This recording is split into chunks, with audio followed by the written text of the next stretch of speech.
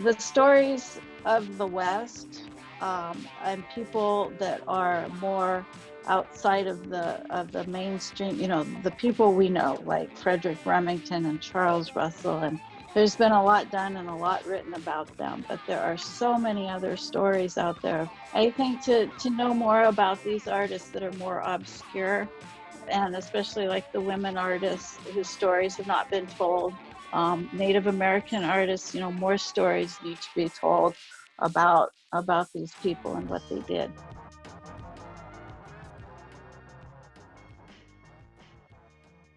I can see.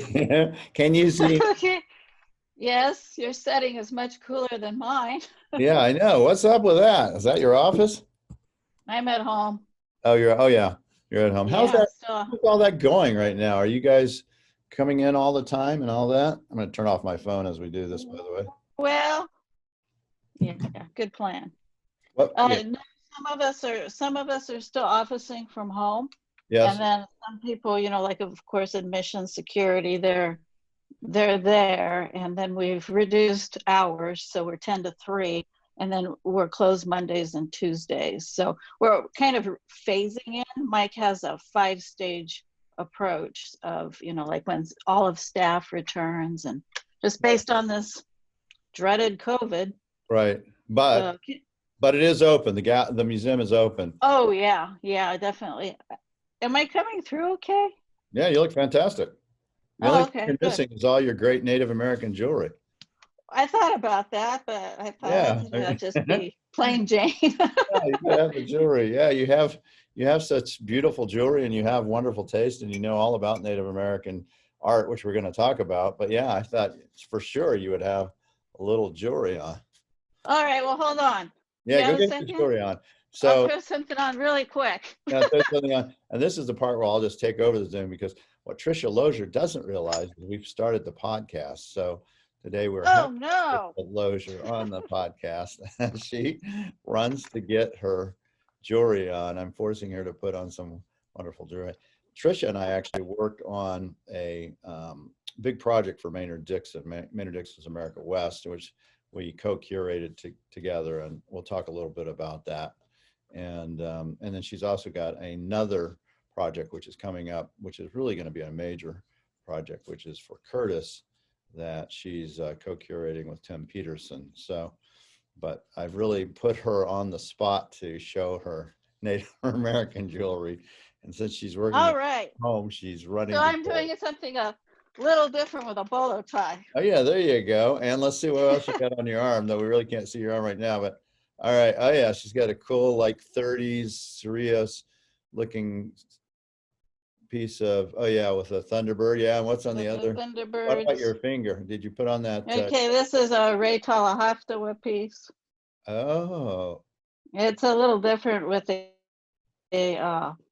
agate. Yeah, I think it might be a Lake Superior agate. That's Roy Talahaftawa? Yeah. Hopi guy. Yeah, I actually have been representing Roy. He's fantastic. He's been having some really tough times with COVID in his family, unfortunately. Oh, I'm sorry to hear that. I know that he occasionally will teach a class on jewelry making at the Parks and Rec in Tucson, and I've been wanting to make one of those classes for quite some time now. So hopefully one of these days, and this one you might recognize. Oh yeah. That's the one that came out of that collection that I got. It was a school teacher, I think, or something, a nurse or something. She she got it in like the 30s. Yeah, that one's fantastic. That was a great one. Double frogs. Oh yeah, I remember that. Yeah, those are rare. Now we're officially on with Tricia Loscher, that you've been on already for 6 minutes, believe it or not. Well, hello. Thank you so much for having me. Yeah, talking about breaking the ice. So, I was reviewing your biography very quickly today, and wow, you're quite accomplished. I've known you for a while, and we've co-curated a show, but you look at all the stuff you've done. Congratulations. Yeah, it's really pretty impressive. No, thank you, Mark. Thank you. It's been Dr. Loscher. I shouldn't be calling you anything but Dr. Loscher, because those are I'm Dr. Sublette. Yeah, but yours is actually pertinent to the conversation. Mine really isn't, unless we're talking about COVID. Well, thank you very much. And I am a graduate with the PhD from U of A I in know. Tucson. I So, saw that. We're going to uh get into that. In fact, let's talk about a little bit about where you grew up, because you're an Arizona native, right? I am. I grew up in Arizona, Prescott and Wickenburg. Oh, wow. So two wonderful little towns where, That's really I interesting. yeah, I was a month old when my parents moved here, like many people from Illinois, and they came west because of my sister's health, her asthma. So the drier climate, back in the 60s was the place to be, was Arizona. So we came here and I was a month old and first lived in Phoenix for a short period of time. Of course, I don't really remember that. And then Prescott, and then later was Wickenburg. And so how long were you in Prescott? Well, I was in Prescott. That was probably when I was about 7, 8, 9, Mm-hmm. 3 years. But those were, I have to tell you, were really the key years for me in terms of why I'm sitting here with you today. Oh, tell me about that. So when I was, it was about 6, 7 years old. We lived around the base of Thumb Butte in Prescott. And at that time, it was a beautiful forest. There weren't any of the developments, like there are today, the housing. Right. So we would take our dogs for walks out in the forest, and it was just a beautiful time. Listening to the crows flying over, and Thumb Butte, and it was magical for me at that age. And also, it happened to be an area where there were a lot of arrowheads and pottery shards and things like spindle whorls, broken pieces of spindle whorls, and a long rock wall that was obviously, Native American made, that ran through the property. So that really was the very first introduction to Native American art and culture. And I remember that year we went to Charlotte Hall Museum, and I bought my dad the book. I think his name was Franklin Barnett's Prehistoric Artifacts of Arizona. Mm-hmm. That's the Mm-hmm. title. Something I could see the cover, Yeah. and it had all of these things like scrapers that it talked about, and lithics and pestles and mortars, and arrowheads. And so then we took a trip down to the Heard Museum. And I remember being in the Jacobson Gallery at that time, had that grand staircase, with the beautiful wrought iron. I remember all of this. I was just so just thrilled with what I was experiencing. And there was an exhibition on at the time of pottery, and it was Elmer Gates. Hmm. And with the effigies and the beautiful Dog. shells, and the beadwork that he'd do on the ears of the effigy figures, and the pottery. And I thought, well, this is for me. I want to be a curator. I specifically want to curate someday at the Heard Museum. Which you did, by the And way. which I did, and that's what I set my sights towards. So then from there, it was just taking classes and trying to decide years later, fast forwarding, do I do the art history direction or the anthropology direction? And I took a lot of coursework in both. Love social cultural anthropology, love medical anthropology. I just think that would probably be my second choice if I had it to do over again, would be medical anthropology. And then it's a certain point I just thought, well, I want to curate and I want to work in museums. So I'll go the art history route and really heavily, do the minors and stuff in anthropology and museum studies. So you're like 7, 8 years old, and you have epiphany. This is what you want to do for a life. Absolutely. Absolutely. Do you think part of that is finding those lithics and seeing, native culture and just going, wow, what's this all about? This is so amazing. It's on my property, but it's 1,000 years old. I think that's everything to do with it, Mark. It was, quite an experience. Like I said, I just feel like some days I can transport myself back to that time and place, especially if you want to just like chill out, during 2020. I've been doing that. You think about the forest up there, and like the like I said, the birds, and then just I remember like the being connected to the ground, Hmm. the earth. You pick up the pottery shards, and when I was a kid, I was so tactile. Like you smell the earth, you smell the clay. You can lick it, you can taste it. I even made some like adobe myself. Yeah. you know and there were people at that time too that were actually digging on that property, and I watched this one lady unearth it was a fetish, a clay fetish of a deer. It looked like a deer's head, and I saw her like kind of put it back together, and it was just that feeling of those centuries old cultures. What were their lives like? What were they thinking? How did they live? Like where were the dwellings? There was that one long wall, and it's like, just what was it like? And yeah. Yeah, you were part of it. That's the thing. And it is really interesting. I've had that same kind of experience, and living in Arizona, my house was next to I had like 30 acres and it was right next to a wash. And I was digging to pull something out right next to my house. So it had been there for, 80 years. And there's a pot, right? There's part of a pot, a Hohokam pot. And you're just like, Hmm. this is not new.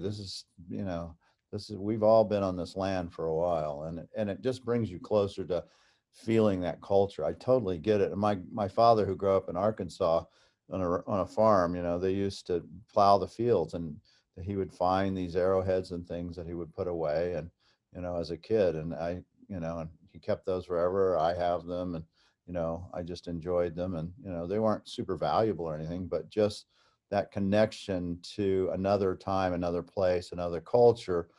And Hmm. then we're fortunate enough because we get to deal with contemporary Native artists and individuals, and really get to be a part of that culture in some form or fashion, generally through art for you and I, which is really, I think, one of the reasons that we do this stuff, right? It is, and it's all about telling those stories. Like, when fast forward again to like Wickenburg after we moved from Prescott, and we would go out, into the middle of nowhere, with our Jeeps and have picnics and stuff. But literally, like everywhere you walk, you find a piece of pottery or something that, an arrowhead that speaks to people were, hundreds and thousands of years ago. They were somewhere on the land, existing, living, and all of these lives that have come before. So, it's a very spiritual feeling to have, to feel those kinds of connections, and to realize you're walking where people walked, many, many years ago, and had their lives. So yeah, it's very humbling too when you think about, today, the fortunate aspect that you and I have to be able to connect to living cultures, and to tell all of these rich stories that we encounter on a daily basis with the people we meet. It's Yeah. pretty incredible. Yeah, no, we're very fortunate in what we do. And so you moved to Wickenburg, why did you go there? Did your dad have a different job, or your mom? What was that about? Well, my dad could work out of his house, and he traveled. He had like these territories, that he would work, like New Mexico, California, Arizona, Colorado. So that was kind of nice. Sometimes we'd take vacations and go to the places like Mesa Verde, and having parents that also very much appreciated and helped to foster, this interest, certainly helped a lot. Every historical marker we would pass, on a vacation, we would stop and get out and read. And, so we were fortunate to be able to move to Wickenburg. Again, it was more for a climate change for my sister's health. Prescott, it's still a little bit damp, and light snow in the wintertime. So Wickenburg, the air, going back to like what we're really, experiencing right now with global warming and climate change and all of that. And what's happening with air pollution. At a very early age, I was really aware of these issues because of her health, and having to have, a certain climate, clean access to clean water, clean air, you know, air pollution in Phoenix for my sister is extremely detrimental. So it was all those factors clear back then, you know, in the 70s and in the 80s, that led them to moving to Wickenburg and having that kind of environment for us to grow up in. So I was very fortunate too. And so did you get connected to the Desert Caballeros Museum fairly early? Were you aware of it when you were in like junior high and high school and that kind of thing? That's when you were there in Wickenburg, I guess? Oh, sure. Yeah. Junior high, graduated from high school, Wickenburg High School. And yes, I was aware of it. I love the town, you know, the Western town, down in the kind of the basement, I guess you would call it, of the museum. But I think I was more, you know, at that point, looking toward going on to university, you know, by the time I graduated. And again, I always just, my desire was to be at the Heard Museum. So it's just one of those things. You know? So funny. So it is. So, you know, I mean, the Caballeros Museum is a gem and a treasure. And it had a lot to do too, of course, like Charlotte Hall, but you know, the Heard, all of those museums were a factor in, it's just that environment. You know, you go into a museum, you're exposed to all these different ideas and artists and artwork, and no matter where you go, it could be a tiny little historical museum in a small town in Arizona or wherever, and you always are encountering the most unusual things. Yeah, it's true. I mean, it's that curiosity. Not everybody has that, unfortunately, but people who have curiosity, they can go to any small little museum and find some gem that they didn't know that somebody's put away, you know, that was beloved and somehow ended up there. And sometimes that's where the greatest research can come from, if you take the effort and energy to go to those places and see things. And I'm always amazed when something like that happens, when I go into someplace and go, oh my God, I didn't know that's how that was about. And a lot of times they're historical museums, I think too, that they're just these little cities and towns that have them. And just talking about Wickenburg, I think that's a great city, by the way. I think that's one of the unsung hero cities in America. And I don't know why I like it so much. Part of it is that museum is fantastic, but maybe you could just talk a little bit about it, because I do like that city a lot. Oh, I love it. You know, and it is known as the Dude Ranch capital of the world. So we have Scottsdale. See, there you go. I learned something. Yeah. So it's like Scottsdale is the most western town, and then Wickenburg is the Dude Ranch capital of the world. And actually, you know, it was, for me growing up, it was those ranches too that it really shapes my background in the West and Western art. Obviously, you cannot be shaped by that when you're, you know, whenever a road you go down, you're driving toward a ranch, or, you know, in Wickenburg. I had my horseback riding lessons at Bermuda Ranch. You know, I took early on painting lessons at a ranch. My oil paintings, I still remember sitting there trying to make my clouds and my skies, and, you know, having this beautiful actual Western, you know, sky to look at and do my painting. Did you think you might be an artist at some point? Had that entered your mind? Yeah, I could see that. I did. Yeah. As a matter of fact, in Wickenburg High School, I was always taking the art classes available, and I painted painting of Monterey, California, and the trees and the ocean. And one of my professors, I received an award for it, and she really was trying to encourage me to go on to the Chicago Art Institute, which I did think about for a time. And I sometimes wonder, you know, how you do when you look back and you're like, I wonder what it would have been like if I would have like pursued that avenue too. So. And what made you not? I mean, what was that decision of, you know, you're clearly good enough to win this major award. You like it. You're doing it on your free time. You're taking all the art classes, but you pivoted. You didn't go that route. You went a different route. Why, do you think? You know, I don't really know. I think maybe it's just it was more of my interest in cultures and sociology, probably, and history of other people rather than myself. And so I've often felt like it's a great kind of hobby for me to do for myself, you know, kind of like meditation, you know, pastime, making jewelry, something else that I really love to do and want to get back to.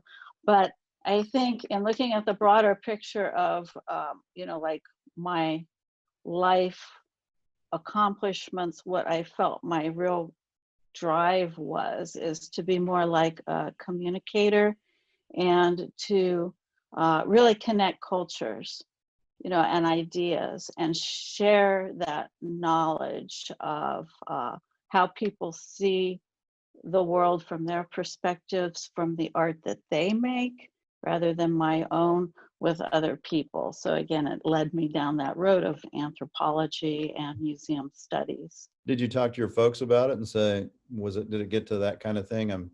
You know, because in high school, you're trying to figure out not only who you are, but what you want to do. And so clearly you had two interests. Did you discuss, hey, you know, what do you think, Mom, Dad? Well, I think it wasn't really so much of a discussion as it was just a way of life for me, that they knew it was just something instilled deep within my soul. Yeah. That, you know, I'm going an art direction and I'll figure that out like after I get to the university, kind of like what exactly direction that will be.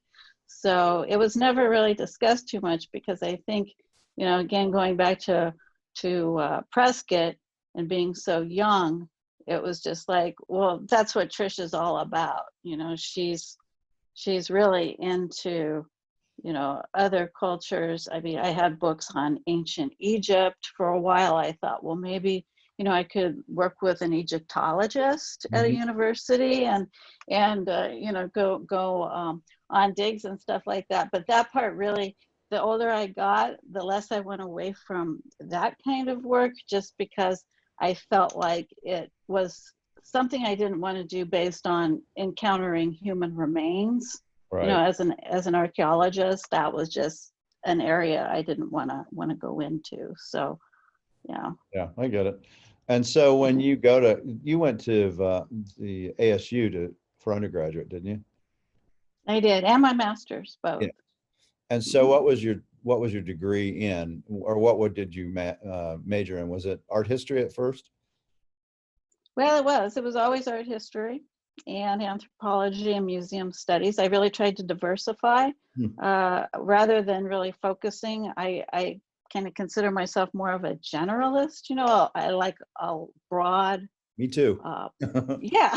I do. A lot of different subject matters, you know, and very, very broad look at societies and different cultures and the art that they make and how they view their art. So, yeah. So you got your degree in art history and museum studies? Museum studies and both, and then a minor in anthropology. So that was in the master's program. And I did my master's thesis with Betsy Fallman. Oh, yeah. Yeah. With Betsy, and it was on the artist Kate Corey. Yeah, I read that. That's very interesting. Yeah, Kate Corey, she was one of the only two women that was at the Armory show, right? In 1913. I think she was only one of two.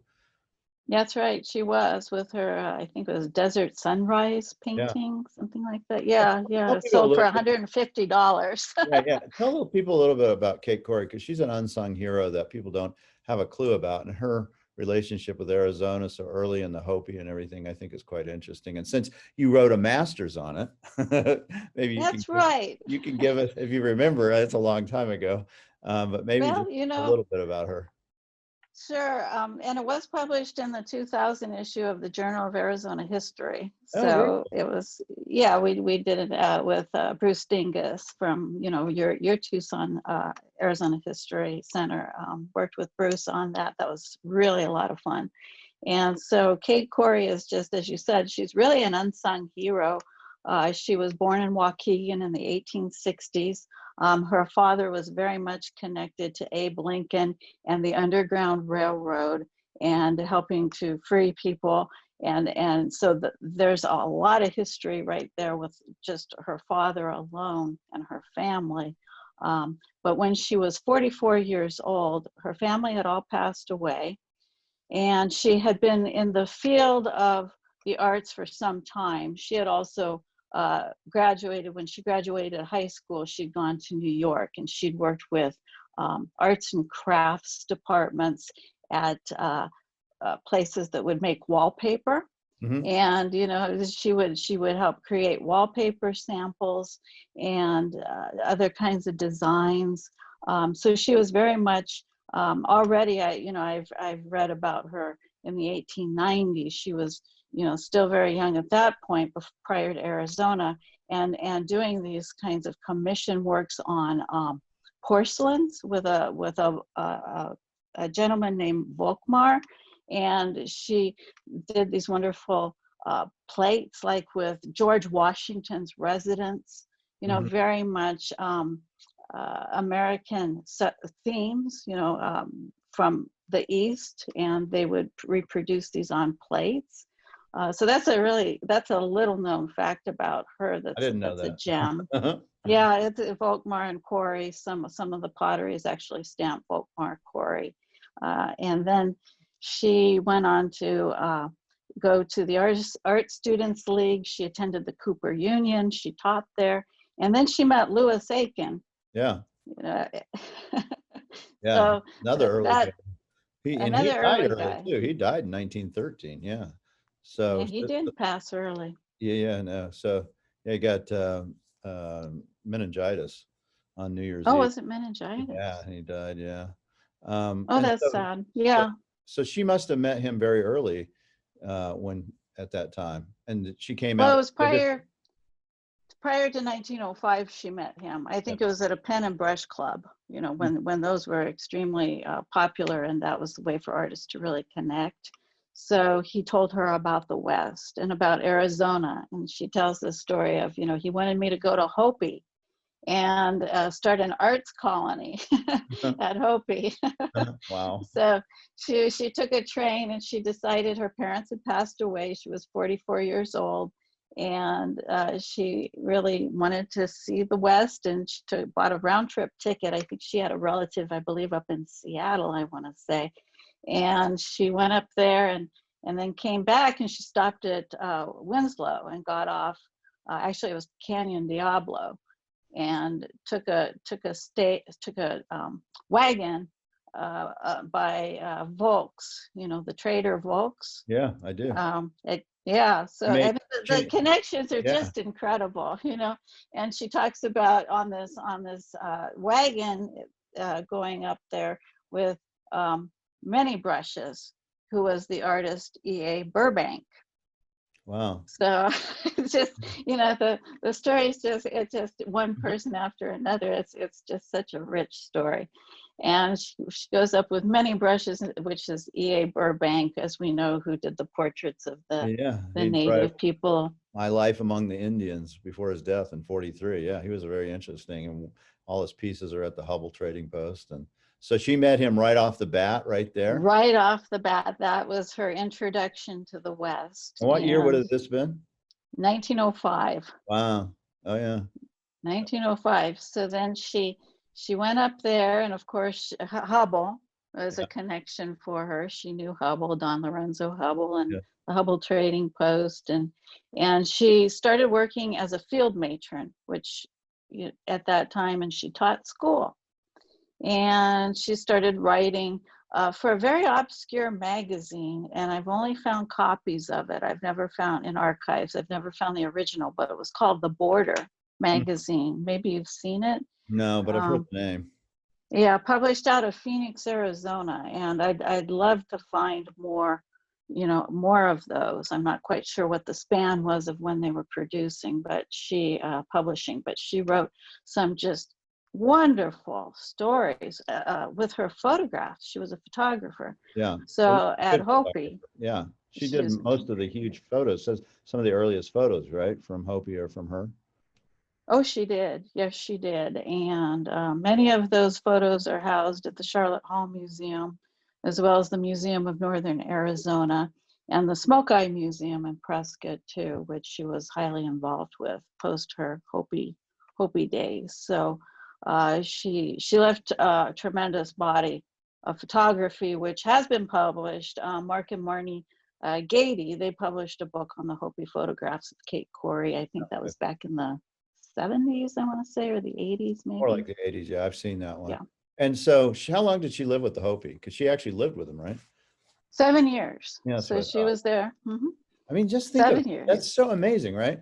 She's a middle-aged single woman, I assume, an artist, a writer, a photographer, and she spends 7 years at Hopi living with them. And clearly there was some kind of connection for both of them, or she wouldn't have been able to do that. What was that all about? Do we know?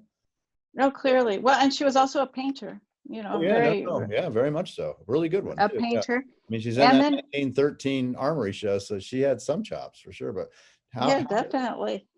Yeah, how did that happen? I mean, that's really an interesting story.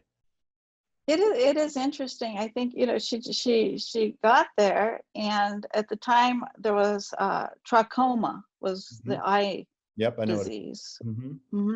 Was very prevalent, and so I think she had to move a couple times, but they got her a field matron's government house first. I believe it was at the base, of the mesas, and then a little while later she was able to then move up to the actual mesa tops, and she had an adobe in the village. I want to say I think she was in Oribe. She was in maybe a couple different villages where she lived, Walpi. Again, there's photos of like her very first house at Hopi in the Border magazine. And it's just, she must have really just found it to be such an amazing experience, from her perspective of always living in the East. And suddenly she finds herself here in the West in a very remote location. And the photography, when you see it, she definitely had a connection to the people that she photographed, because there is, and this has been written about, the intimacy that you see there. And she even kept a Hopi English dictionary and a journal for about a year or two that really, goes deep into, her perspective of just the farmers, them tending the crops, which she was seeing with the government. At one point, the government asked her to actually document disease that she saw and the living conditions. So she was, like many of the photographers, even Edward Curtis, who I'm working on right now, there was always the Bureau of Indian Affairs aspect that they had to check in with, and report to. And I went through some of the early BIA letters up at Keams Canyon that talked about, allowing her permission to actually go with some of the Hopi people who are known basket weavers to California to an art exposition, very early on. So there was, I think, the government involvement was, and her teaching. She received a small stipend, which, she wasn't a wealthy woman. So that allowed her to kind of live there and paint and photograph. And she was just, I think, a very remarkable, singular human being that had a lot of just depth and emotion to her. Caring. She was a very caring person. Do you know how long she lived at Hopi? How long the years that she was there approximately? Well, she was there until 1912. And I do know that about 1911, 1910, she started to look toward, she was starting to feel her age, I guess, and look toward moving back to more of a town, that had probably like medical and running water. I think she even mentions that. That's even that phrase, running water. And she moved to Prescott in 1912, but before she did, about 1910, 1911, she went and found her lot in Prescott that she purchased. And some of the people from Hopi went there with her and started to help her build a Pueblo, revival style house, which is still there today. Oh, that's cool. That's very cool. I'm going to go see that. It's now, I believe, a photographer's studio. Oh yeah, I definitely have to go see it. Well, I wonder if she, and I don't know this, maybe you do, but she must have known Dixon. I mean, they had to cross paths. I haven't seen that, but she had to have, because he was up in that area Oh, as yeah. well. And, you know, she would have known about her. I mean, there's this white woman living in Hopi. I mean, that would have been an unusual thing at that time. Yeah, it would have been. You know, I've been through all the archives at like M&A, Museum of Northern Arizona, and the Smoke Eye, and Charlotte Hall, as well as Waukegan in Illinois. And I have not encountered anything about Dixon, which is very strange. She did write about Nampeo. Mm-hmm. She wrote about Edward Curtis and Frederick Monson, both coming there and doing some photography, just brief little sentences about Mm-hmm. them. But I'm sure she would have known Yeah, Dixon. Dixon knew Old Man Hall, actually. He met him in 1900 when he was staying with Ben Spear at That's the right. Mojave. And, you know, so he spent time. In fact, a lot of the things I think Dixon really kind of got his groove on about what the West was through Hall, because he had seen it. He had lived it. He really knew what the Old West was. That's And right, in Charlotte Hall. And she even wrote for the Land of Sunshine that's right. periodical, of course, which Dixon was very much involved with. Yep. And so there, I'm sure there was that connection, you know, and Kate Corey. Well, you know, and I have to say, there's absolutely no doubt when I think again here that Kate Corey was involved in the like the early exhibitions that they would have at the state fair Mm-hmm. in Phoenix, which, you know, she would be judge, and she would also enter pieces into that. And the state fair was a very primary way for early Arizona artists, especially the women, to connect and show their work. You know, we have to think at this time there weren't the galleries and the museums that Right. there are today. We're talking the very early, you know, the teens. Right. Plus, there was probably prejudice against women as well, I bet, showing. Oh, yeah. Yeah, definitely. And Dixon was involved in that too, even though he would come in from California, and he would Right. even take artists out on, you know, painting excursions. And so, and I think I even ran across, they even judged some shows together. So. Oh, that's interesting. So, so we kind of took that was for me, really, guys. Anybody who's listening to this podcast, that section, I just wanted to learn more about Kate Corey, because I find her so interesting, and her paintings, I've had only just a few. They seem to be rare. I don't know if that's really the case. Is there many out there of her work? There's not many paintings of hers at all out there. You know, and I just have to say, I'm just so thrilled. I can hardly stay on my chair, but I'm going to share this with you.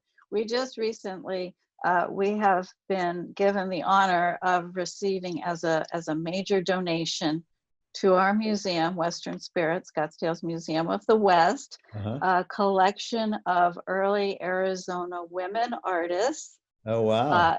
It's a phenomenal collection. And a number of the pieces in the collection are by Kate Corey. Oh, that's So, wonderful. That's so really you cool. know, we're going to have a lot more to discuss and talk about, and shows. Lillian Wilhelm Smith is one of the artists. So it's a really rich collection that I'm just so thrilled to share with you, Mark, that we're going to have. Oh, good. Is that coming in this year? It will be coming in next year.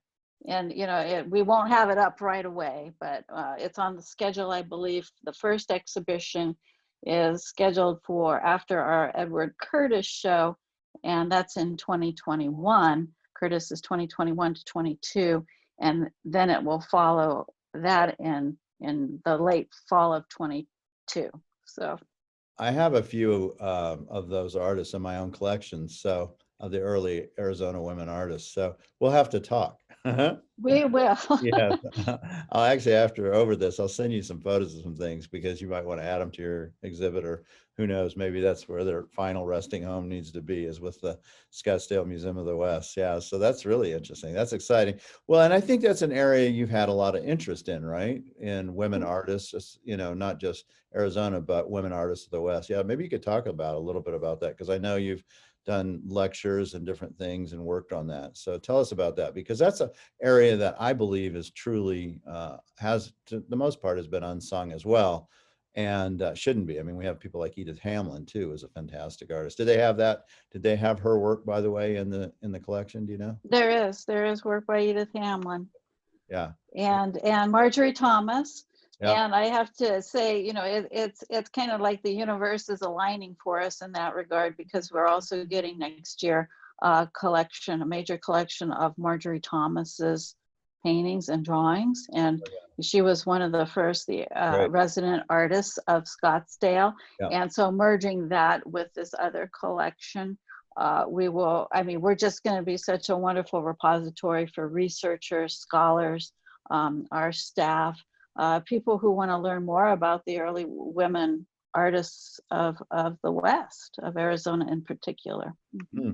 Yeah, and so are you planning any books or anything like that on this collection? I know it's a little early to be saying that, but it's a little early. You know, I have my master's thesis on Corey, which was published in the Journal of Arizona History, but I would really like to further that on Corey and work on that as a publication, especially now with the Elliott collection.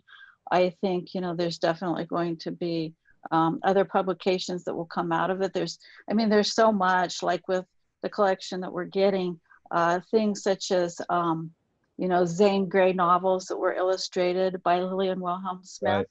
Yeah. the covers, Yep. puzzles, you know, that she made. We have China that was sold, of course, in Goldwater's department store. I mean, the connections again, Mark, as you know, are just, Uh-huh. you know, so the China patterns like the Apache or the whirlwind design that Lillian Wilhelm Smith made. We've got 3 sets of different China patterns. You know, so all of this is really important in telling the story of the West and what these women did, and really, you know, bringing to light their accomplishments, and that they were the early artists of Arizona that, you know, got us to where we are today, and to like Scottsdale as being a center, you know, in the United States for arts. So we can really tip our hat to these ladies. Yeah. Is there any Mary Russell Farrell Coltons in the collection? Do you know? I think we do. I'd have to double check.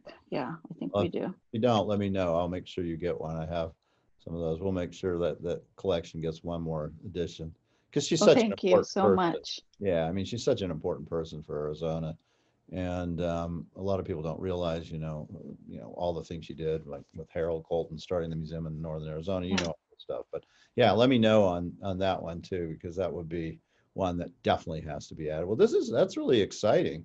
You'll probably also need to get a Dorothea Lange, that when she was up in Hopi and took pictures of the Hopi in 23. So yeah, definitely. You know, I think the collection is predominantly, it's all painting. I don't believe there's any photography, but you know, with this is a collection we can certainly build on, and will and should, you know, and help tell these stories. So when you finish I'll get back to your life. We had some fun going over the stuff. I could talk about that. This is all the stuff I'm really interested in. But so you finished your master's, and then you decide at that point. Did you go working at that point before you went to get your PhD? What happened in that track? Well, while I was finishing up my master's degree, I was looking to, again, get my foot in the door at the Heard Museum. Right. So I started to volunteer and do some work at the Heard. Yes. And then I got a position. I kind of have to think back here on the time machine about, let's see, I got a contract work. Some contract work opened up for me, and I went in and I worked with Deb Slaney, who's now in Albuquerque at the museum. But at the time, Deb Slaney was the registrar at the Heard, and I worked closely with her and Diana Pardue on rehousing a Native American basket collection, which, you know, was a tremendous experience in handling hundreds of baskets. You know, California, Arizona, you know, it was a wonderful way to learn about baskets. Mm-hmm. So I rehoused those. They had received a grant, you know, for this wonderful movable storage units, and, you know, all beautifully powder coated. It's just like, it was a dream, you know, to be in a storage like that with hundreds and hundreds of baskets to work with. and to talk to scholars coming in that would review the baskets, and the Native American people that would come in. And every year there was a basketry festival, and Native women would come in and they'd look at these baskets, and some that had been in storage for years and years, unidentified, they'd pick them up and say, my goodness, my grandfather made this. They could tell by the designs and the weave, and how the start of the basket. So that was a wonderful experience that then led to another great experience, which was rehousing Senator Barry Goldwater's Kachina doll collection, the pieces that aren't on display. So again, I was very, very privileged to work with some of the early Hopi Kachinas, like from the Volts collection, the Fred Harvey collection, and wrote an article for American Indian Art magazine about the Volts collection. And that for me was a really joyous time, because and not only handling Barry Goldwater's Kachinas, and also looking like at White Bear Fredericks and all of the Kachinas that Barry bought from Oswald, White Bear Fredericks, and learning about him and his, the books he wrote on Hopi with Frank Waters, I believe. He was an advisor with Frank Waters. So all of this is like starting to come together, all these paths that crossed again, like Goldwater and what he did up at Hopi and with the Navajo and the collections, and Fred Harvey and Volts. And then I did some research trying to track down Trader Volts and what he did for this article. And I ended up meeting his descendants. Mm-hmm. And they brought in these rich photographs of the trader up at Hopi, though, were unknown. They were in family collections, his old Volts trading post and things of that. And we ended up having a family reunion of the Volts family centered around the Kachina doll collection. So, for me, this is what the meaning is, and the work that we do is keeping all of these wonderful stories alive and connecting the past with the present. And sometimes, it happens that way. It's family members who, remember, my grandfather made this, or my grandfather was there. He was running the trading post. Right. Those kinds of stories. Mm-hmm. Yeah, that's why we do this podcast, actually, because it's true. I mean, we're the next generation, right? They'll be talking about you someday, and they'll be like, "Oh, you should see that podcast when she was still alive and alive and kicking." Before she had written her manifesto on the women artists of the West. And so when you finish your working, so you work at the Herd as an intern, and then did you end up getting a position at that time? I did. So then a position opened up in, I guess it was like private use. And I started to work with private use and events, and that was sort of a brief interim time. Again, it's kind of amazing how all these things come together. My director now at Scottsdale Museum of the West is Mike Fox, and his daughter Amy Fox at the time worked at the Herd, and she was going on maternity leave. So I kind of stepped in that role to help some other people with private use events and scheduling and coordinating private use. And that was Amy Fox, Mike's daughter, who knew that someday, we'd be at Western Spirit together, So what then happened was a position opened up in education. And I thought, well, this is pretty neat. I can work with artists and the educators. And so I scheduled tour groups, and I worked a lot with the docents, which I just loved, getting to know the docents. I scheduled like traveling exhibits and panel exhibits that would go out to schools. That was just a dynamic time period too. And working with the education department, every year you have the hoop dance and that sort of, all those wonderful rich events. So that was great. And then from there, a position was created at the Herd Museum North in Scottsdale, and that was for a curator. So I applied for that, which had been since I was 7, my ultimate goal was really to be curator. And so I actually worked up there before, again, kind of helping out.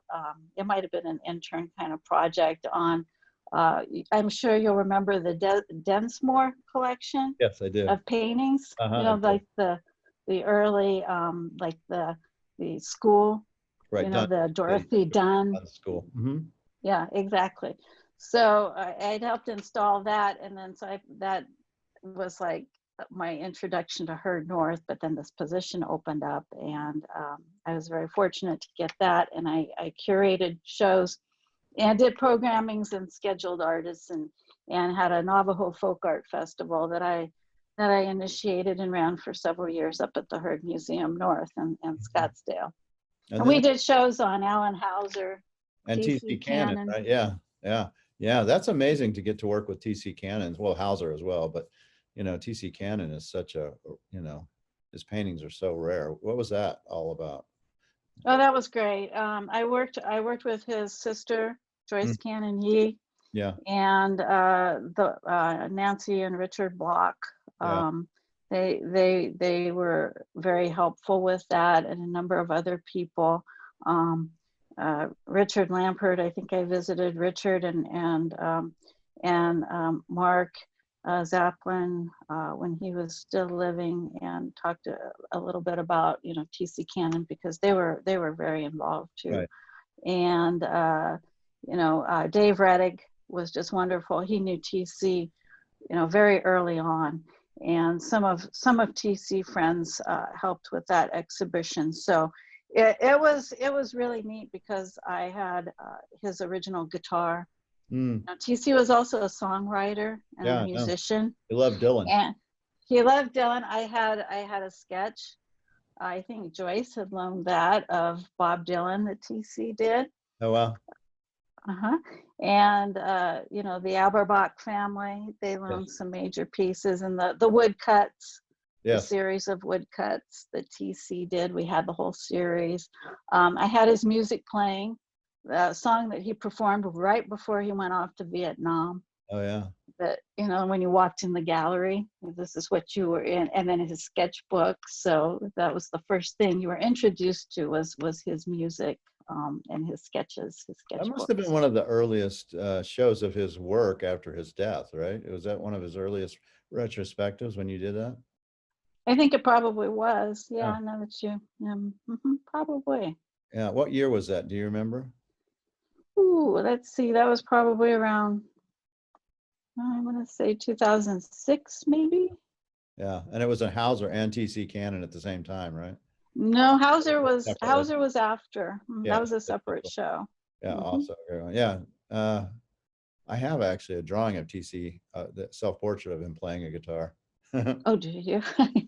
Yeah, I love his stuff. I'm just a huge fan, always have been. So I am too. He was an incredible artist, and again, he's one that, you know, I think deserves a lot more recognition in American art.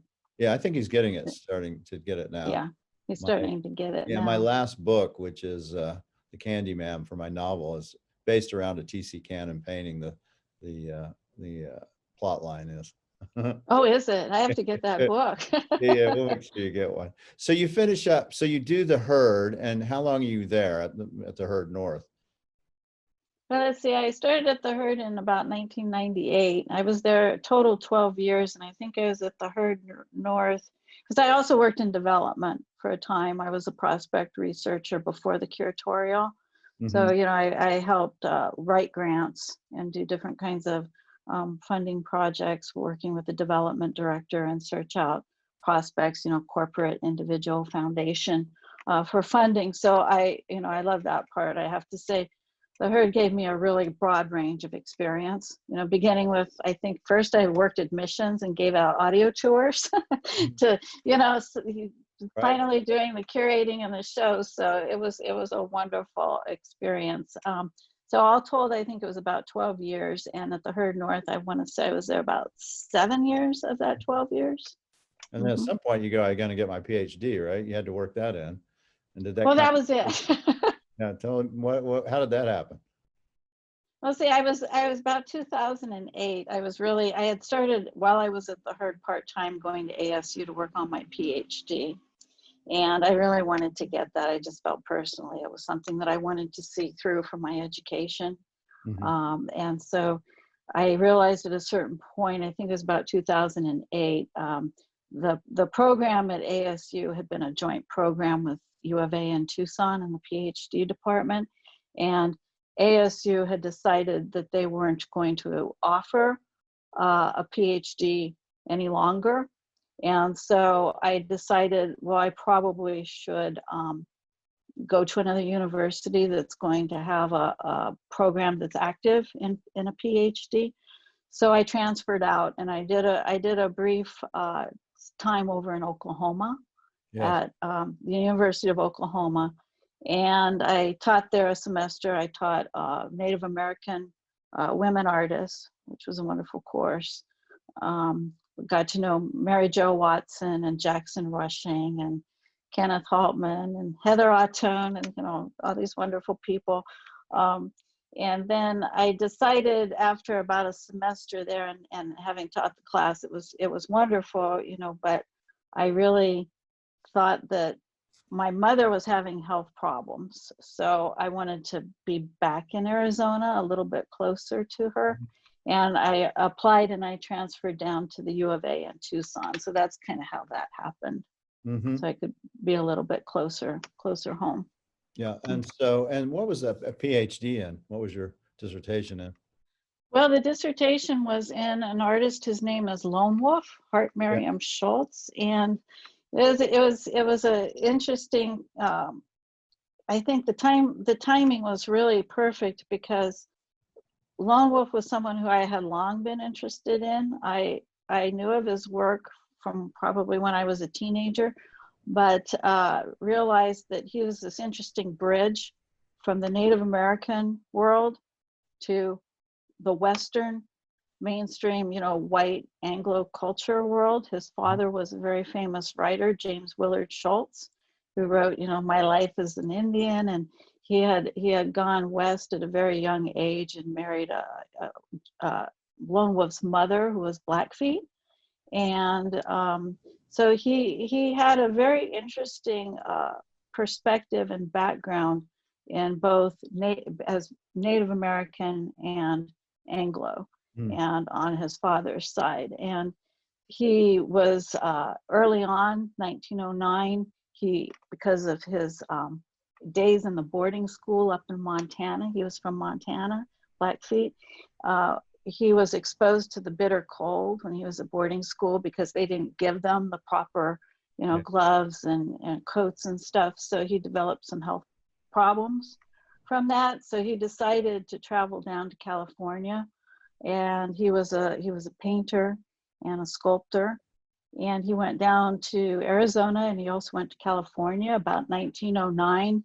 He worked for a while with Pathé Films, and he did some acting, which, you know, I'm still looking, I'm trying to track down those old movies that Lone Wolf might be in, but you know, he was a pretty tall, 6'2", you know, guy, and he had quite a presence about him. And I think, you know, there's probably some movies out there that he's in, and whether those old films, you know, the silent, if it still exists or not, but I'm hopeful. So then he worked as a ranchman, he was a cowboy, and he got to know one of the fellows down Jack Kinney Ranch in Tucson, and he'd go down there in the winter time, and he'd go out on the ranch and he'd work, but he'd also do his paintings, you know, of bucking, you know, broncs and cowboys, and then he'd go up to you know, Montana in the summertime up at St. Mary's Lake, and he had a studio up there. And he also, again, the story is just, I could have a whole program with you, I think, on just Lone Wolf. He went to the Grand Canyon about 1903. He was at Hopi House working as an artist, and he worked with Thomas Moran, who really inspired him, and, you know, said he should really continue on with his work. And I have the letters that talk about, you know, from that that time he's saying, you know, met Thomas Moran at the Grand Canyon, and he's, you know, and he also up in Montana he met Charles Schreevogel. Yeah. He said Schreevogel gave him his first set of oil paints. Wow. That's pretty amazing. And he must have probably known Charlie Russell too, I would assume. He did. He went up there with Russell and was on the ranch with Russell, and yeah. I've So had interesting I've story. had his paintings before. Yeah. And they come up more frequent, I'd say, than Kate Corey, but yeah. Yes, that's right. Yeah, that's interesting. It's funny you pick two, you know, bigger than life individuals that are kind of not known, but seem like they almost have a similar life story. Why is that, do you think? Well, you know what? Mark, I think for me, the stories of the West, and people that are more outside of the mainstream, you know, the people we know, like Frederick Remington and Charles Russell, and there's been a lot done and a lot written about them, but there are so many other stories out there of people who have really contributed to the West and what we know of it, and this whole, you know, the whole romanticization of the West through people like Kate Corey and Lone Wolf that really tell such a story that hasn't been told from perspectives that haven't been told. Kate Corey living with the Hopi people, teaching, you know, helping to document for the government, taking artists over to California for these expositions. And she worked with Alfred Kroeber, you know, and sold Native American pieces like many, you know, early anthropologists and ethnographers did. You know, they were also selling to museums. Right. So I think for me, the excitement is really finding these rich nuggets, these of lives, you know, these stories that are just so rich and dynamic, and they did so much. And, you know, they were both written about in newspapers. And Lone Wolf, he was showing in New York, you know, he was showing in Chicago.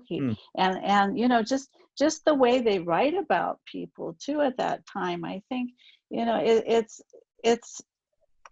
interesting to be able to analyze like how they were framing Lone Wolf at that time, you know, who he was, his background, his cultural background, and then to see how that applied to the myth of the West, you know, and how he played into that role too, you know, of the myth of the West.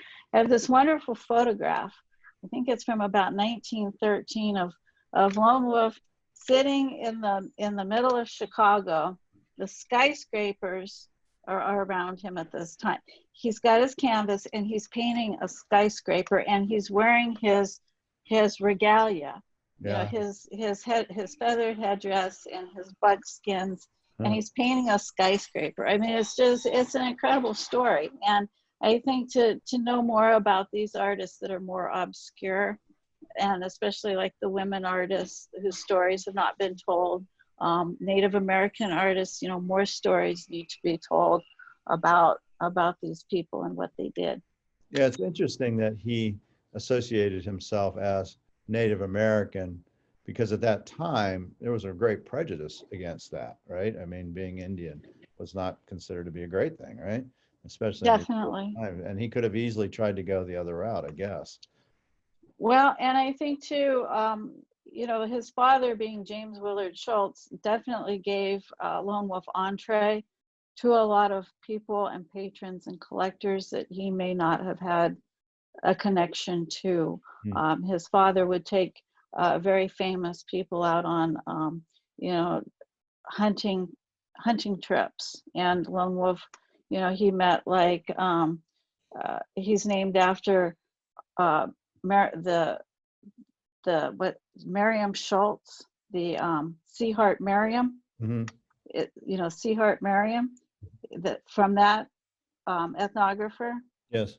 Lone Wolf is named after him. So he met a lot of like George Bird Grinnell. He met those people. Many bankers that his father had access to because of his writings and his publications and his hunting and field trips, that he'd take very wealthy patrons out as a guide. And so Lone Wolf got to know a lot of these people that then did become his collectors and patrons, and then, got him shows into Babcock galleries. And like his patron, Kinney in Tucson, who owned, hundreds of thousands of acres of ranch land, like going down into Mexico and stuff. And he had a lot of connections to some very, well-known and famous people, even some actors in Hollywood that were patrons of Lone Wolf. So where did he end up calling his final resting home? I mean, did he just keep bouncing around the Southwest? Well, he had two homes. So one was in Tucson, and he actually passed away at St. Mary's Hospital in Tucson. And then he had his second home was in Greer, Arizona, and there is the Butterfly Lodge Museum, which is a wonderful place to visit in the summertime, especially.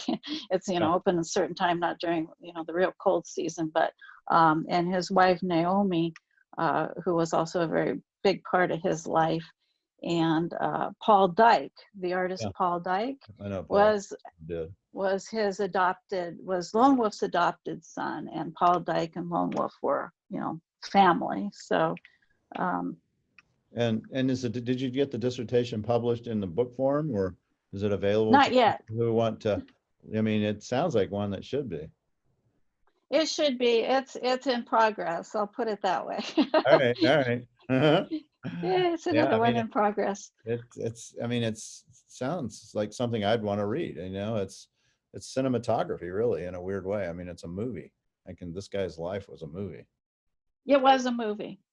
Yeah. It's a very, and when you start to put together all the newspaper articles and there's this one, when you said that, my mind flashed on, World, what's the old article that was in like the New York Times and World magazine, and they would take snippets. You've probably seen those. Right. And Lone Wolf did one of those, and they've got him like photographed, from all these angles, and then they talk about, the stereotypical, kind of vocabulary of that time, about the red man visits, Washington, D.C. or New York. Or no, you definitely need to get going on this. I do. And then the beauty is with his letters, you also then hear his perspective about, oh no, I'm really dreading having to dress up and go out and talk to this group of socialites and these ladies. I'm not into this today, but it helps to pay the rent, basically. Yeah, I mean, that's the story, right? I mean, it's got this duality that it has to deal with. And and that line that you have to cross, yeah, that's a really interesting story. Yeah, we'll have to talk on that. Sounds good. Yeah. All right, so you got your PhD. Now, during that time, at some point, what did you do from after you got your PhD? You started working. You're the first curator at the Scottsdale Museum of the West, right? Well, I was still working on my PhD when I was working at the museum, at Scottsdale's Museum of the West. So I was very fortunate in that Mike Fox, and the board, they allowed me the avenue to do an exhibition on Lone Wolf, which was probably the most comprehensive exhibition to date of Lone Wolf's artistic career. And so we did that show, which also was part of my PhD. So it was kind of interesting. It was like part dissertation, part exhibition. So that was really neat to see that come to life. And actually, again, like with the Volz collection, I met a descendant of Lone Wolf who actually flew out from Manhattan just to see Lone Wolf's work. Wow, that's interesting. That was great. So then there's a whole time I'm working on my PhD leading up to the exhibition. I'm also curating, the shows. So I started with Scottsdale's Museum of the West in 2014. I was still living in Tucson at the time. Just kind of, I had finished coursework and was working on, research at that point. And I started conversation with Mike Fox about this new museum. And again, to kind of say, like, come full circle, I remember when I had been at the Herd, somebody had mentioned, oh, there's a new museum that I think maybe Mike Fox is going to be starting up in a few years, and it's going to be about the West. And I still remember like hearing that conversation, thinking, oh, that's interesting. Little did I know, that someday I'd actually be working there. So in 2014, we started conversation about the museum, what it was going to be, the kind of the idea of what it was, and that it had actually been in the works for more than 30 years, and with various individuals involved. And so I started in 2014. We opened in January of 2015. And it's just been a tremendous experience. And what's your official title at the museum? I am Assistant Director of Research, Collections, and Exhibits. Yeah, and you've done a bunch of exhibits too. You've done some major ones, including one that you and I worked on, which is the Dixon Show, which is up through August. And I just want to tell you how much I appreciate all the work you did for that show, because that show would have never gotten done without your help and your everything, the whole thing. I mean, it made my job as, just coming in and helping some with the paintings and the book so much easier when everything is just perfectly done. And I want to make sure that people understand that you deserve the lion's share of that credit for that exhibit. Well, thank you, Mark. That was a tremendous exhibit to work with you on, and I think I enjoyed it immensely. And to see so many of those pieces, whether it was like the sketch of Sam Day again, like everything comes full circle. I remember reading about Sam Day when I was working on other things, and here's the actual sketch that Dixon did of him. And I think the exhibit is so rich in that regard, because you have his sketches, you have his oil paintings, and his perspectives and how he changes and all of the different aspects, beginning with his first sketch of his grandmother that you have. And I have to thank you, because it's just been an incredible exhibit to bring together, and so many different parts of his life that come out in that show, and you can see the different techniques as he's changing in his life and encountering new things. And has it been well received, would you say? You're on the front line there. It's been very, very well received. Yes, it is. And sometimes we get asked if it's going to travel. Right. So. Yeah, I've had a few people ask me that too. And I was like, I don't think so. It's been up there for a while. Well, we got extended for a year because of the COVID, which was so nice that we could pretty much keep it intact. And it comes down in August of 2021, correct? That's correct, August. So we have, fortunately, we were very, very blessed with all of the lenders, continuing the loan for us into this, this awkward COVID period, into next year. So to keep that show up. And it is amazing because you have Shapes of Fear, Earth Knower, Cloud World, Depression era pieces from the BYU collection. So, for those people who haven't seen it, it's up through August. It's a book that goes along with it that I wrote and that you did a foreword for, in fact, in that book. And that's it. So it's there as well as they last. That book's it's 2/3 sold out, actually. So yeah. And I'm not. It's a very good seller. Yeah, at our museum. And then we have the contemporary artists too, that David Mickle. That's not forgotten. That's right. That's a whole component of it. There's a whole wing of those who followed. That's really important. Those individuals like Charlie Fritz and Dennis Minsky, Ed Mel, Carver, and all those individuals. Josh Elliott, and I think that's kind of the importance of that exhibit in a weird way. I mean, it's clearly Dixon was a bigger than life individual, but his legacy is the people who have followed and really have looked at him as this mentor and how you can do your life and how you should, paint and see subject matter. And I think it was wonderful that the museum was willing to show those artists as well, not just the dead, artists, but, also those who have followed in his footsteps, or in this case, bootsteps. Absolutely. Again, with our museum, it's really about building that bridge from the past to the present and the future. And this is another aspect of how we achieve that with our mission, is to show, the lives that have been affected and the artists that are still drawing upon and will continue to with someone like Maynard Dixon. Another aspect of that show that it constantly blows people away are his designs of the San Francisco, the bridge, the Yeah, the Golden Golden Gate Gate Bridge. Yeah. They're just, in awe that he was instrumental. He was the one that picked the color for it, the Yep. iconic.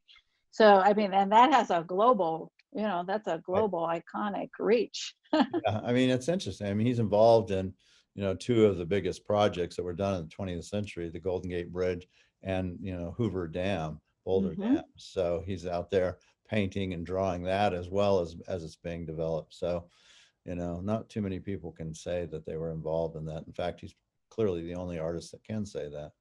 And That's right. Yeah. yeah, so yeah, it was fun learning even more about him when that component, that's the first time those have ever been shown in a museum, those drawings, which is nice to have it as the kind of the first for the museum. And now you guys are working on a major exhibit, which I'm really excited to see you're going to be co-curating with Tim Peterson on Curtis, which opens October of 2021, correct?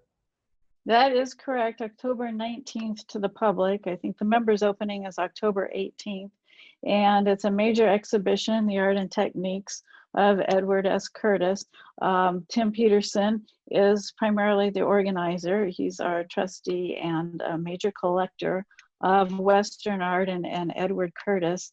And it will be, it's a really important exhibition in that it's also drawing together works that include practically every aspect of what he did as a photographer. So we have platinum prints, we have his photogravures, we have his orotones, we have cyanotypes. I mean, it's just, we have hundreds and hundreds of pieces. So it will be the largest and most comprehensive Edward S. Curtis exhibition to date. So, Yeah. and yeah, Yeah, it's going to be amazing. yeah, that really is. You should get Timothy Egan, the guy who wrote the Short Nights of the Shadow Catcher. You should have him come out and do a lectures. That would be amazing. We will actually, Tim just sent an email last night and that was what he said. We should have Timothy Egan come out and do that. So we'll have to work on that. Yeah, when you talk to him, I talked to him once. I was so impressed with his book that I actually wrote him an email or contacted him, and I just was blown away by that book and by what Curtis did. Yeah, let him know the next time you talk to him. I want to get him on my podcast. I think it would be I will do so. a perfect thing to do actually before that opens or during when it opens. And so are you working on that project right now? Is that kind of taking your full scope of time? It is. It has been. So it will be in both two galleries, the Great Hall and the Fine Arts Gallery of the museum. Oh, wow. Yeah, we will also have some of his musical sound recordings that Curtis did in the field of different songs, and these are on the wax tubes that he used. Exactly, on the old cylinders. So we'll have those playing, and we'll have How do you get those? How did you even get those? Are they copies of the things, or? Well, we'll have the digital, but we do have like the old cylinder, and the player and everything, the actual the piece. But you can get them through the university does have those, so available. Which university? You put me on the spot. I'll have to look it up again. Yeah, let me know. Yeah, that's interesting. I will. Yeah. Most people don't even realize, but that was a big part of what he was doing too, is trying to capture ceremonies and songs and things of different tribes. And he was the only one for most of them. He's the only one who ever did that. Those are the only recordings, is what he did. Yeah, that's right. And they have hundreds of his recordings available. So and then we also have his original, like all 20 volumes that he produced the North American Indian from 1907 to 1930, that he was out in the field and doing his photography, and then created these beautiful volumes with photogravures. And so we'll have those on display as well. Yeah, that's a rare, there's not many sets of those. There's very few sets of those, are rare. And so What else is new for you? What else is in your future? What's going on? You're in your Well, mid-career. what else? Well, We're you are, also going to right? be, pardon? You're kind of in your mid-career right now. You're right at that point. I would say so, probably Yeah. mid-career, yeah. So we'll be starting at work on a Kenneth Riley and Tom Gillian exhibition, Oh, that's cool. the two of them together. So that'll be really cool. Again, looking kind of, Riley is the CAA artist, and then Gillian, and some of his more recent work, like with technical, video, will be integrated into that exhibition. So that'll be a neat show too. And then we have coming up in April, we have again the second annual The Cowboy Artist Miniature Show and Sale. Right. And that'll be in April. And at that same time, we'll have our annual fundraiser called Saddle Up. So is that all going to be virtual, more or less?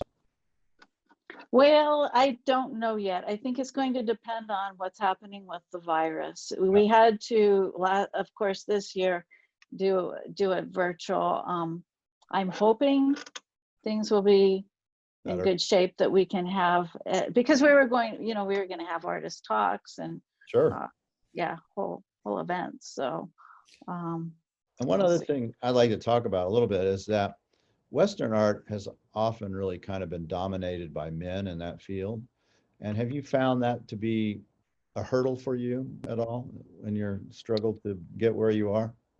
Well, I wouldn't say it's been a hurdle. I would say more like it's definitely, something it's there in every, I say, career of a woman, no matter if you're in the arts. Or I just finished watching that brilliant series on Turner Classic Movies of women in film, women filmmakers and directors. Right. It was like a 14-week series. And, a lot of what they were saying in the production of film, and, which is, of course, another artistic medium that, is global and reaches the world, is, how women have, predominantly not had their voices told. So as far as, a curator in the Western art arena, I think that for me, I've been very fortunate because I have experienced a lot of people who are very supportive, and appreciate different perspectives, and having a feminine perspective, a different point of view. I think that my background in working with different cultures has helped that. I feel like it's more of a mandate, something that personally I need to do, just like finishing my PhD as a woman was important to me, especially for that reason, to have that higher education as a woman, and to inspire other women to also, look toward achieving their goals and their dreams and what they want to do, and, not to allow any kind of stereotyping or negativity to infiltrate their dreams and desires. I belong to a group of women called Art Table, who in the 1970s, that was their mission, was to set out and get the voices of gallerists, curators, women in all parts of the art world, get those voices heard and out there. And I feel like it's part of my mission, and especially like getting the collection of the women artists that we have to date, I'm feeling like that is starting to now be brought to the forefront, which it should be. So I just hope that, I think that you just got to do what you got to do. And I take every day as a gift and do what I can to try to make lives better. In some way. But it is interesting. You don't have, men don't think, they don't have to go through that process, right? We don't have to think, I need to get this PhD because I think it's important, as, people looking at me as I've accomplished something because I'm a man. And, that again, I think, is something that women have to deal with that, and the other sex just doesn't have to do. And I know my exhibit that we did together wouldn't have been as well done, I don't think, if it didn't have the female perspective. That, part of, let's have Edith Hamlin right there in front as she comes in. She was critical to Dixon's success. Mm-hmm. If Edith Hamlin didn't take up the mantle after Dixon's death, Maynard Dixon wouldn't be as well known as he is, period. That's just it. She really was the crusader for his work. And she was a great artist unto herself. And she could have done it for herself if she chose to, but she chose to do it really for Dixon. And she made him who he is. And we can't forget that part of the story, right? That's right. And same with Dorothea Lange. Same with Dorothea. And how Sure. she shaped Dixon's world too, and his trajectory. So I mean, I'm sure it's definitely different. I can't really say because I've never been a man yet. Maybe I will be in my next life. I don't know, but yeah, I just feel like those perspectives definitely, everyone has a different perspective, and your own background helps to shape, that viewpoint and everything. So thank you, Mark. I really appreciate that. I think that definitely to have the women's perspective and view. Absolutely. And of course, that's something too that we get asked quite a bit from visitors in our museum. They want to see more of the women's perspective. So yeah, it's very much something that is looked at and people are wanting more of, I would say. I think so. I think it's very important.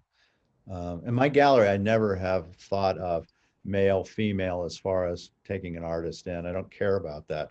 And some galleries still probably, I don't know, but it wouldn't surprise me, as they want more male artists because they feel like they sell better. And for me, it's always about the art, right? And Right. no male artist ever had to change or put their initials as an artist because they were afraid that they, couldn't get their art seen. Good point. A lot of people don't even know that. Many, especially the early women artists, they were signing with initials because, they couldn't sell their work if they knew that it was a woman's. Yeah. So I'm glad you're in our field. It's been, fun to be able to work with you on a professional level. And I'm glad we finally got together. I've been wanting to do this podcast for a while. Is there any last words you'd like to share with the audience of, maybe just if somebody's interested in becoming a curator, what's that like? And is that a road that you would recommend to other people? I would say it's definitely a road I would recommend. For me, it's been extremely rewarding and fulfilling, to meet people and to work with people such as yourself, and to make all of these kinds of things come together. As it's never just one person that makes these happen. These exhibitions that we do, and it takes a whole team of people. And I think to be a curator, you're in a wonderful kind of position where you can work on so many issues now that need to be told, and get voices out there that need to be heard, whether it's on climate change, global warming, there's just an endless number of stories that can be told through art, historically, in the present, looking toward the future. It's a field that has tremendous potential, I think, to be even more than what it is now as curating. And it's a great museum that you work at, Western Spirit, Scottsdale Museum of the West. I think it's one of the great gems, not only just in Arizona, but in the West, period. It's a beautiful building. Mike Fox has done a fantastic job. And I highly encourage everyone who has not been to that museum to go. And if you're lucky enough, you'll see Tricia Loscher there too. And maybe she'll spend a little time with you and talk to you. Well, thank you, Mark. It's a 43,000 square feet museum. We recommend that you spend about 2 hours there. We have quite a diversity, as you know, of exhibits. So you can see like the Spirit of the West, the Abe Hayes saddles and actual working cowboy gear with California bits and spurs and Texas bits and spurs and memorabilia related to Buffalo Bill. So we have all of that. We have a wonderful collection right now, Gil Waldman, which is Taos, predominantly Taos paintings. Gil Waldman was a wonderful collector of New Mexico works, E.I. Kaus and Joseph Henry Sharps and many others. We have exhibition on another exhibition on Maynard Dixon, the Abe Hayes collection of Maynard Dixon pieces. And upstairs, you can't miss upstairs, we have From the Mountains to the Moon, Paul Calley, who painted in the West, but he also worked with NASA and documented the astronauts going to the moon. That's a tremendous story. And we have his recreation of his studio, which is a lot of fun. And we also have a wonderful exhibit called Courage and Crossroads, which really kind of tells the story in a chronology, beginning with Lewis and Clark. And we have some very rare Lewis and Clark pieces all the way through to the Mountain Man experience and the Pony Express, and then Frederick Remington and Charles Russell pieces, and culminating in stories about the Taos School and Edward Curtis photography coming in at that turn of the century. So plus that great Native American art too. You've got a first phase, second phase, third phase, early plains beadwork. Yep. Really one of the phenomenal collections of Indian native arts there up there as well. And I do think, I'm glad you brought out Gil Waldman, because he was a great collector and recently passed. And this will be one of your only potential opportunities to get to see this collection like this. So, and how long is the Waldman part up? Is that through August as well? It is. It will be. So that's a wonderful show to see. We beautiful have art. and Yeah, some of beautiful. Like we even have from Gil's collection, Emil Beestrom, and some of his transcendental pieces. So it's really one of the largest paintings of the Grand Canyon by W.R. Lee. Right. And we have it broken up into sections like New Mexico, Arizona, the mountainous West. It's quite a treat as well. And then we have the canvas of clay, the Hopi pottery from the Alan Cook collection. Yeah. Which again, Nampeo, we have many wonderful pieces by Nampeo of Hano and her descendants, Fanny and Annie, and others, Mark Tabo, in that collection, contemporary pieces, again spanning the early Sityaki revival with a beautiful little macaw, like a parrot pot from the 1500s, all the way up to very present day contemporary, like at Canteen and Rodina Huma and other artists. So. Yeah, that's the best collection, I think, of Hopi material in any museum that's up there, and it's a permanent exhibit. And it's just that is worth going to the museum, in my opinion.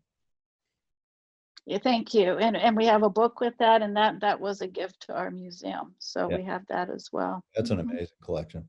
Yeah, I love that. Some of those pieces I owned at one time, and it's nice to see them in a permanent museum collection as well. That's right. Yeah.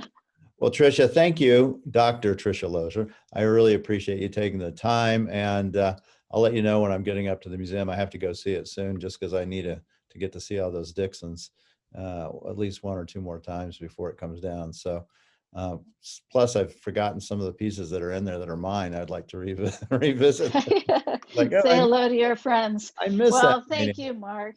Yeah. I'm sure you do. I'm sure a lot of the lenders are really missing their works. I'm sure they are, but it's worth it. So go see the show, the Dixon show, go see the Gil Waldman show, go see all these things. And we look forward to talking to you in the future. Thank you, Mark. It's been a pleasure. Thank you. All right. Take care. All right. Bye-bye. We need your support for the Medicine Man Gallery channel, so make sure to click the subscribe button and tap the little bell icon to be notified when we upload a new video, which we do every morning on Wednesday and Friday. See you soon.